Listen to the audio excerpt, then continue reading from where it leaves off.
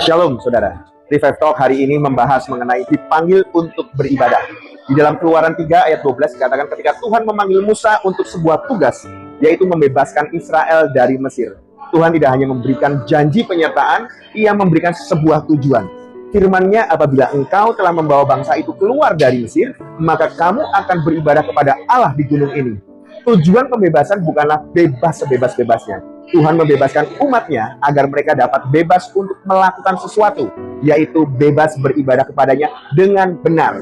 Namun hati bangsa Israel masih tertinggal di Mesir, terbukti dengan patung anak lembu emas. Perjalanan 40 tahun yang seharusnya menjadi sekolah pengenalan akan Tuhan justru menjadi ajang pemberontakan. Di tengah-tengah generasi yang gagal, muncullah seorang Yosua. Bahkan setelah menerima janji Tuhan untuk masuk ke tanah perjanjian, ia tidak lupa pada tujuan awalnya.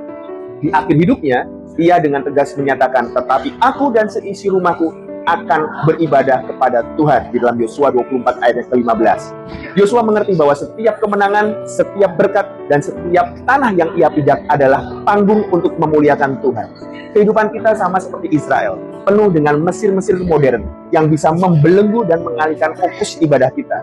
Seperti contoh ketika kita dalam penderitaan, diperhadapkan dengan sakit penyakit, kesulitan ekonomi, atau masalah di dalam keluarga, ibadah kita adalah ketahanan iman kita. Bukan dengan mempertanyakan Tuhan, melainkan dengan berseru kepadanya, memegang janjinya, dan tetap percaya bahwa Dia berdaulat. Itulah ibadah kita di tengah padang gurun kehidupan.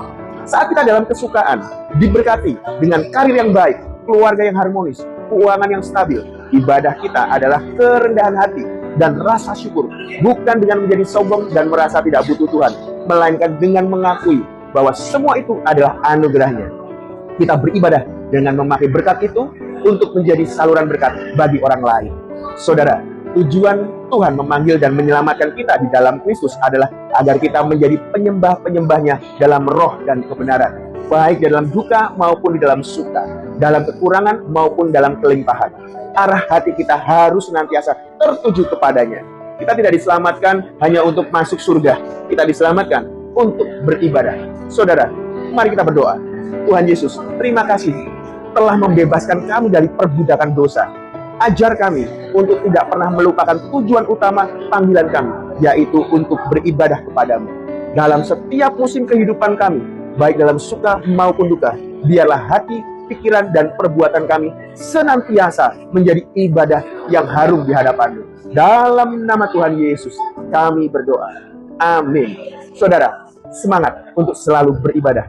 Tuhan Yesus memberkati.